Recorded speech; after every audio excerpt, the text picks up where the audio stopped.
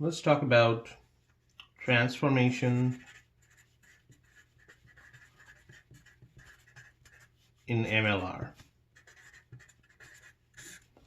So in multiple linear regression, the equation looks like y equal to beta naught plus beta 1 x1 plus beta 2 x2. I'm just thinking 3 of it, beta 3 x3 plus epsilon.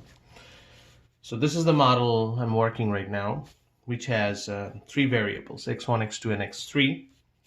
Now the question is, the first thing, of course, you need to check here what's the Shapiro test it's doing,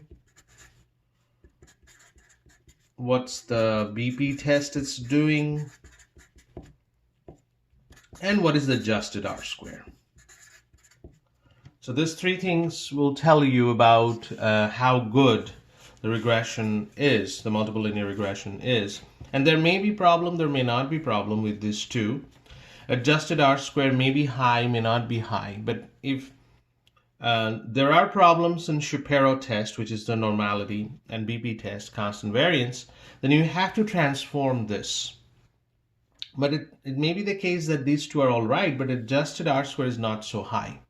Then to get a higher adjusted R-square, you want to transform. But the question is how. How are you going to start doing that? First step is scatter plot. Just like before, you need to do a scatter plot. And for the scatter plot, now you have to plot all of them with x1 and y, with x2 and y, and of course with x3 and y. You have to plot all of them. And maybe one of them has some kind of pattern. Maybe this is type of pattern. This may be a straight line. This may be some sort of pattern like this. It's possible. Then looking at these plots, you need to decide that this is the one first you need to change. The x1 you need to transform into something else, and then try this. So first step is looking at the scatter plot to figure out whether you want to change that or not. So what are the steps now? So step in particularly this problem, first you need to transform x1. Keep x2 and x3 same. That would be a logical choice. Maybe the next logical choice will be if that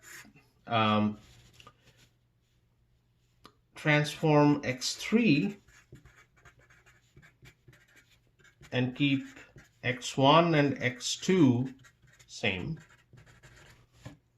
Maybe next logical choice is transform both x1 and x3. Maybe the next step will be transform y and keep all x's same.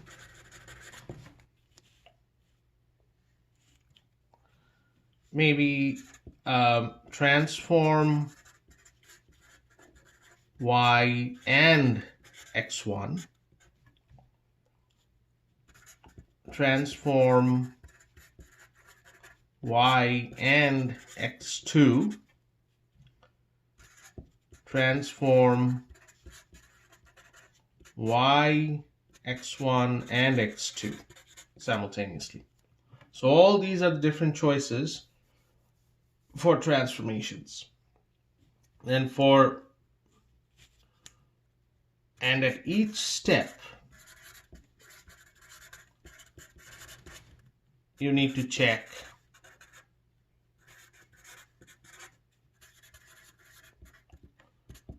Shapiro, BP, and what is adjusted R-square. So this is pretty much the way to go with the transformation in MLR. Well, I'm not sure whether this is important for this homework or not, but definitely for the next homework. We have to cover one more topic, which is model selection. So your next homework and next lecture will be on model selection. All right.